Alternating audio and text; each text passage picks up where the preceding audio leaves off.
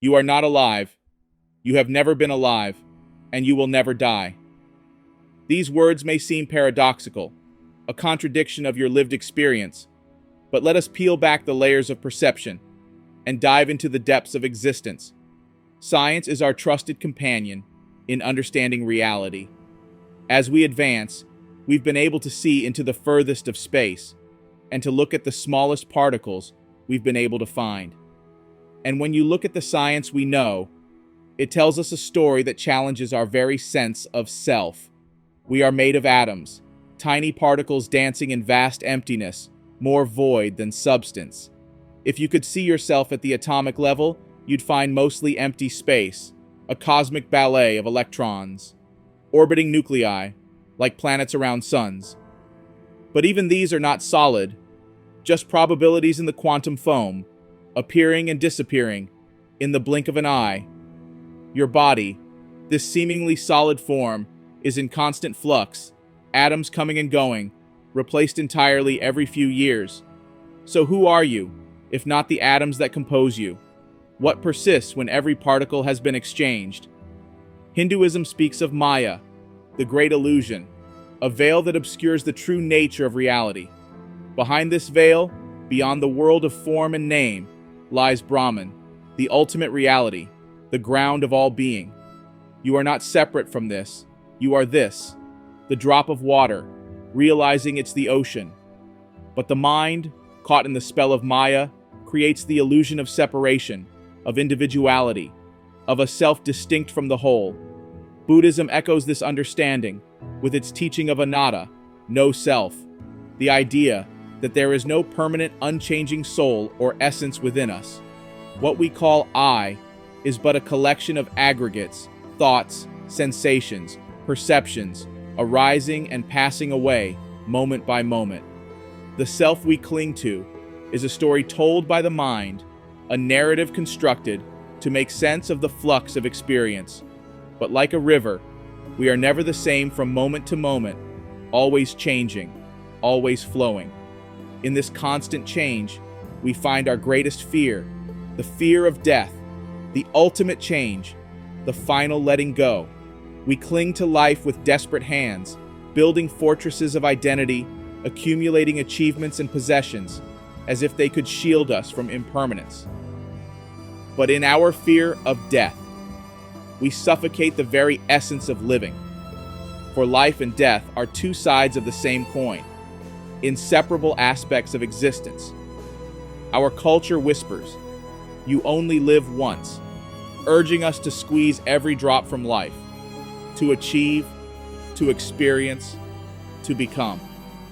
But in this frantic pursuit, we miss the simple truth that we are already complete, already whole. In our fear-driven state, we struggle and strive to make life good, to find meaning, to leave a mark on the world.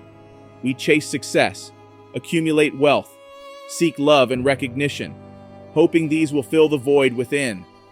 But the more we grasp, the more life slips through our fingers, like trying to catch water with a clenched fist. In our seriousness, we miss the cosmic joke, the playful nature of existence.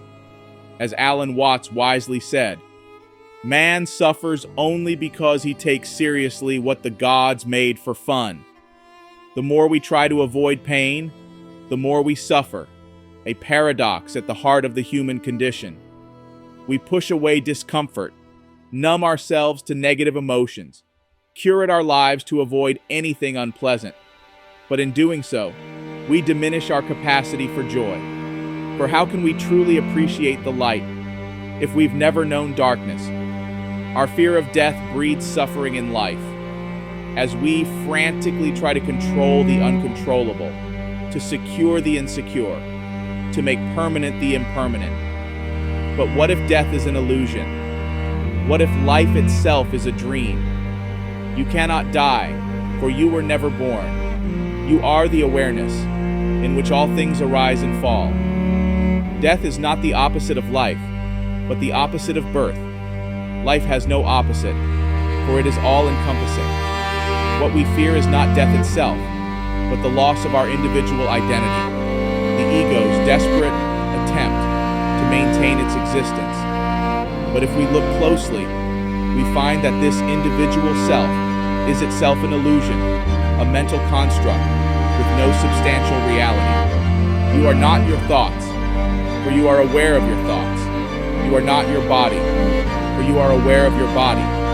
You are not your achievements or failures, for you are aware of these too. You are the silent witness, the unchanging presence, behind the ever-changing play of existence. Like the sky, unaffected by the clouds passing through it, you are the space in which all experience occurs, untouched by the content of experience. This awareness, this consciousness, is not personal, but universal. It is not born, and so it cannot die. It is eternal, beyond time and space.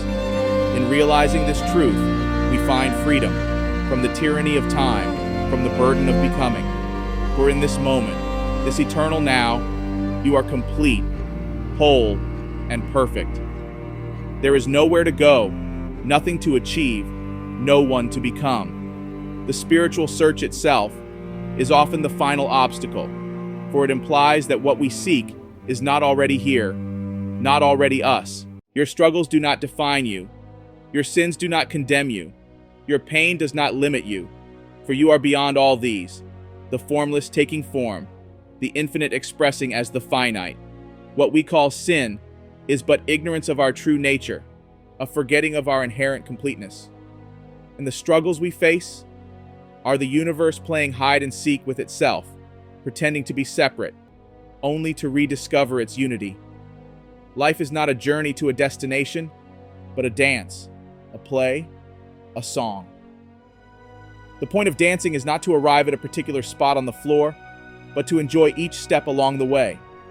The point of singing is not to reach the end of the song, but to sing.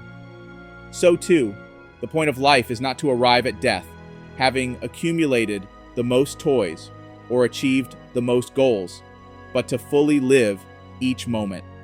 From this perspective, life is a cosmic game of hide and seek, where the infinite plays at being finite, where the eternal pretends to be bound by time. It's a game so convincing, we've forgotten we're playing. Taking our roles so seriously, we've lost sight of the bigger picture. But in moments of clarity, in flashes of insight, we remember. We awaken to our true nature. And so, this is the invitation.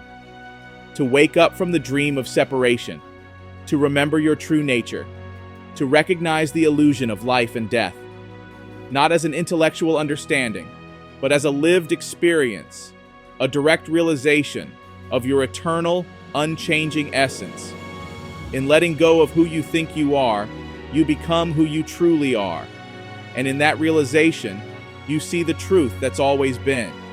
You are perfect and complete, just the way you are. Not because you've achieved something, not because you've become something, but because you are the achieving. You are the becoming. You are existence itself, playing at being you. So play well, dance joyfully, sing your unique song, knowing that in your deepest essence, you are already home, already free, already complete. For you are life itself, consciousness itself, the universe aware of itself, perfect and complete, just the way you are.